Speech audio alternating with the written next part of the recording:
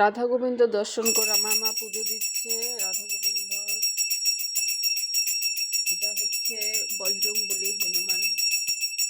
জয় শ্রীরাম, জয় শ্রীরাম। এই দেখো পিতলের মূর্তি এটা।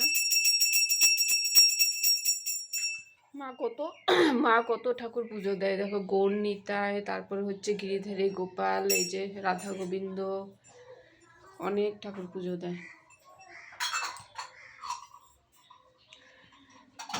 মা সকালবেলা পুজো দিতে 4 ঘন্টা লেগে যায়।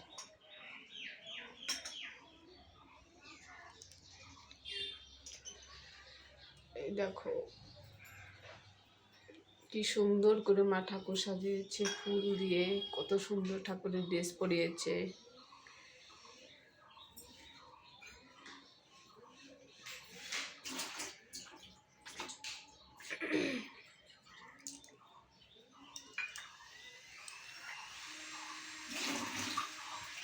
কি দিয়ে পূজা দিলাম মা?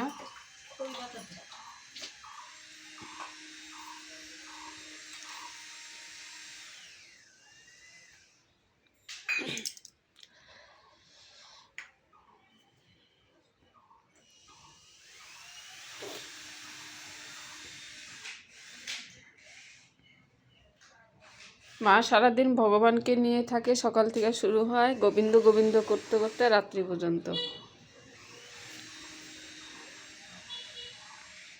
সারাদিন খালি ভগবানের চিন্তা করতে থাকে মা, যে ভগবানের কখন খিদা পাইছে, একটু পরপর পুজো দিবে, ভগবানকে সেবা দিবে। গোপাল দেখো মার দিকে তাকিয়ে আছে। আমার তোমার দিকে তাকিয়ে আছে তো গোপাল। হেরা ও বিবেক, দেখ ঠাম্মির দিকে তাকিয়ে দিছে গোপাল ঠাকুরটা, পূজা দিতেছে। দেখ আচরিত কথা, চোখটাই কি ওরকম আঁকানো নাকি ঠাম্মির দিকে তাকিয়ে দিছে? দেখছো ঠাম্মির দিকে তাকিয়ে দিছে যে, নাকি চোখটা ওরকম আঁকানি? আচরিত কথা। দেখো গোপালটা আমার মার দিকে তাকিয়ে আছে, দেখ কিরকম ঠাম্মির দিকে তাকিয়ে দিছে। দেখছস ঠাম্মি যে কয় তাহলে সত্যি কথা কয়, গোপাল আমার দিকে তাকিয়ে থাকাম পূজা করতে নিলে, কথাটা তো তাহলে সত্যি। এত ফুল কোন জায়গার থেকে জোগাড় করো মা?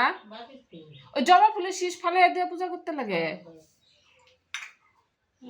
দেখো কত ঠাকুর মার, এতগুলা ঠাকুর, রোজ রোজ স্নান করানো, ঠাকুরকে ড্রেস পাল্টানো, রাত্রে শয়ন দেওয়া, কত ঠাকুর মা। দেখো ঠাকুরগুলো অনেক বড় বড়, ঠাকুরগুলো কত ওজন একটা ঠাকুরের, অনেক বড় বড় ঠাকুর। মার পুজো করা হয়ে গেছে। তোমরা আজকে ভগবানের দর্শন করলে তোমাদের আজকে দিনটা যেন ভালো কাটে, সবার যেন সংসারে মঙ্গল হয়, গিরিধারী যেন সবাইকে ভালো রাখে। রাধে কৃষ্ণ, হরে কৃষ্ণ।